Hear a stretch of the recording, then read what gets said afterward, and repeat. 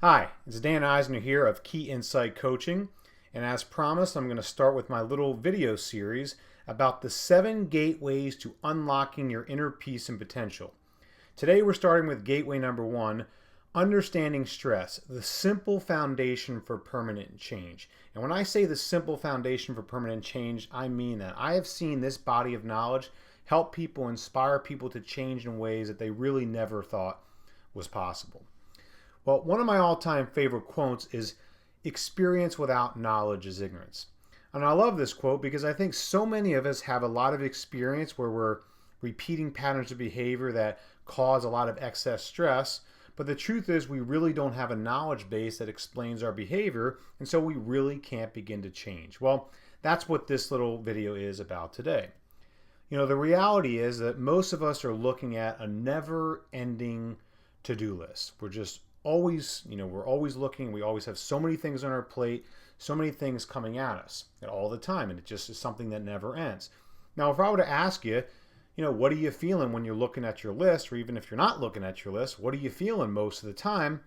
And a lot of people will say, well, I'm feeling overwhelmed. And that's true.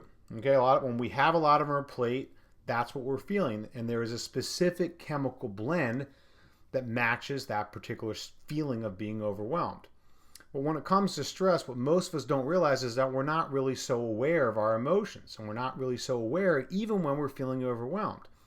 And what a lot of us are conditioned to do is, instead of sort of focusing on our list and doing one thing at a time, well, we're bouncing around our list, where our mind is racing, we're jumping around that list mentally and or physically, and that leads to all sorts of other stressors like frustration, anxiety, anger, guilt, doubt, disappointment, confusion, fear, sadness, hopeless, unworthy, shame, discouraged, and all sorts of other things that we're probably not even mentioning here. And the reality is, how could we not feel that? If that's what we're used to doing all the time, how could we not feel this? Well, I think the reality is also that this is kind of the American way. We just get so used to living with these emotions on a regular basis that we don't even recognize the damage that it's causing. And it can lead to all sorts of problems. One of them is depression. The reality is, think about the word depression. Depress means to push down.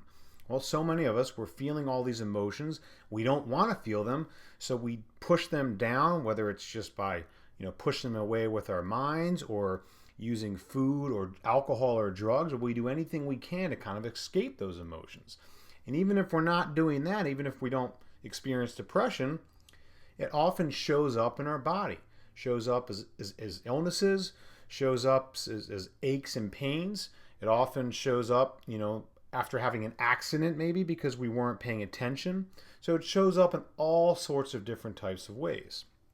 Now, I think the good news is that there's some information, that's what we're going to, again, talk about today, that can make it a little bit easier to avoid this sort of thing in the future.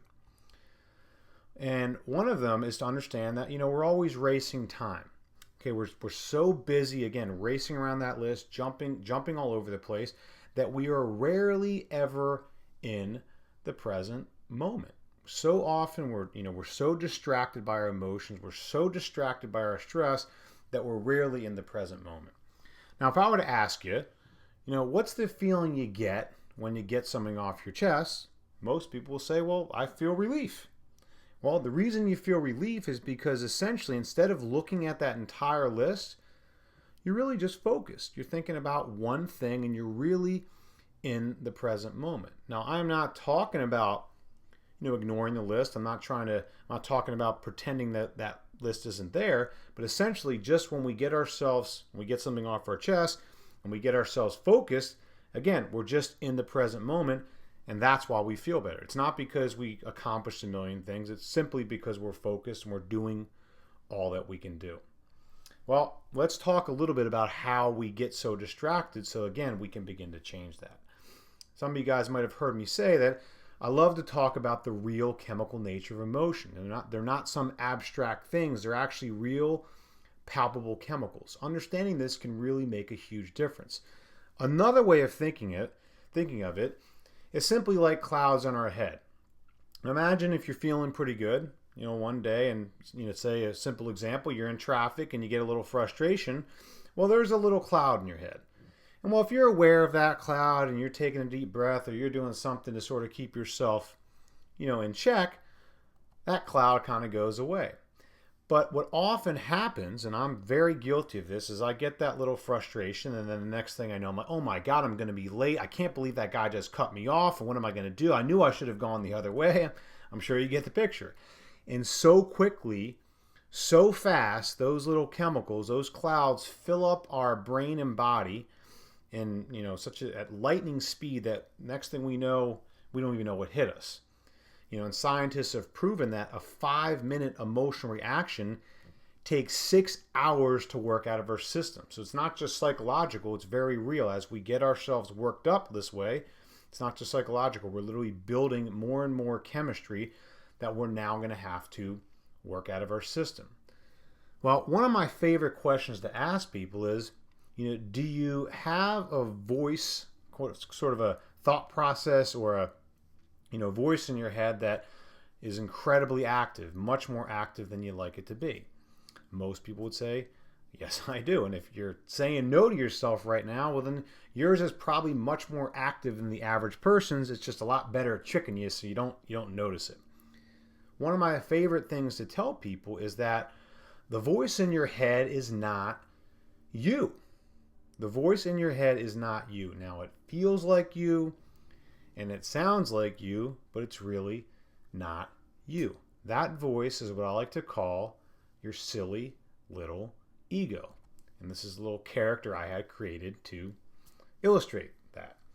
And what happens is when our silly little ego is running wild, which it is so much of the time, it is an anxiety chemistry producing emotion. And when that happens on a regular basis, what makes it very difficult to actually think on a regular basis. Now, whenever we refer to ourselves in the I, whenever we say I, we're always coming from one of two places. We're either coming from what I like to call our big I, that's our aware I. That's that part of us, so we all have our own answers. We all know exactly what we're supposed to do. As an example, we often don't think we should go to the gym. We absolutely know that we should go to the gym. Very, very often what happens is our little I, or our silly little ego I, says, no, I can go tomorrow. I don't have to go today.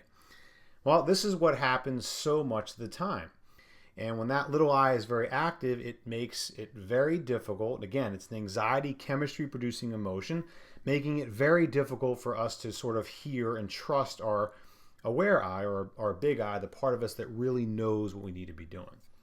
And one of the things that really gets us screwed up is that we also have what I like to call an ego identified I. That's our sort of part of us that knows what we need to do, but we're sort of basically what happens. As an example, if I have a problem with anxiety, which I often do, and I'm telling you, I know, but I just can't stop this worrying, but I know I am aware. I might be aware, but I'm still coming from my little I. I'm still sort of inside my own drama. And as long as I'm in there, I'm pretty much stuck. There's nothing that I can do. But when I really start to understand what this big I is, and what it really means to truly be aware and to truly understand just how tricky my silly little ego can be, then I guide myself more towards that higher self voice, and I guide myself towards really being in the zone. And we all know what that's like. And if I asked you, what do you think when you're in the zone? Most people say, well, I'm not thinking anything. And the truth is we're not. We're just clearly focused and we're in the moment. And if I asked you, well, how do you feel when you're in the zone? Most people would say, well, I feel fantastic. And if I asked you, well, you know what that feeling is? Most people say, I don't know. Well, what that feeling is really you. The feeling we get when we're in the zone is your awareness. That is your presence. That is truly your true identity. But what happens is our silly little egos are incredibly tricky. And what happens is we get trapped inside that box. And it's every effort to get out seems to, get us more stuck. There's a great story about Houdini that I think illustrates this point very clearly. There's an old story about him. He used to travel around Europe, and he would get himself, locked into prison cells, and locked in a straitjacket, and then locked in a prison cell. And people would pay money, and they'd come from all over to see him break out. Of course, most of the time he was successful. But there was one time, now he could get out of that straitjacket, but no matter what he did, he could not break out of the prison cell. So people end up going home disappointed, and the jailer lets him out, and he says to the jailer, "I don't understand. Is this like a high-tech special lock or something?" And the jailer said, "No, I knew you were really good, so I didn't even bother to lock it."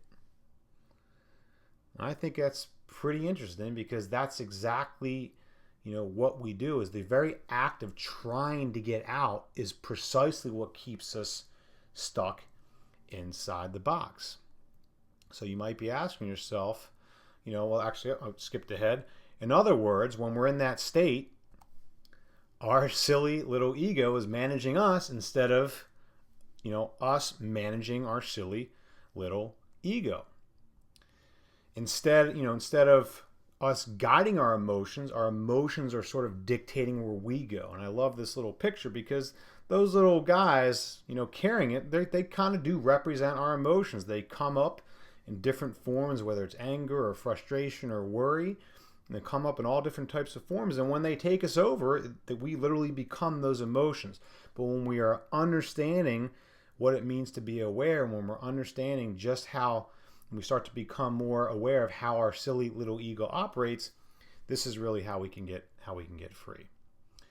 So the key is really about waking up. It's about waking up, feeling our silly little ego, and training it to stay. Just like a dog, it always wants to go somewhere else. Well, we need, our little ego, our minds always want to go somewhere else. This is really about training ourselves to stay in the present moment. It's really what it's about. This is really the only gateway to freedom. It's the gateway to freedom is training ourselves to be aware and to stay in the present moment. Again, it's all about making presence your number one priority. It's about being the change you want to see in the world. Understanding stress, stress reduction has everything to do with presence. They go hand in hand. So this is the first gateway to unlocking your inner peace and potential. I'm going to be, again, in coming weeks, I'm going to be releasing more videos, 2 through 7, and I hope you find great value in them. I also love to hear your feedback, and I love to hear your comments, so please feel free to email me, and I look forward to talking to you again soon. Thanks so much.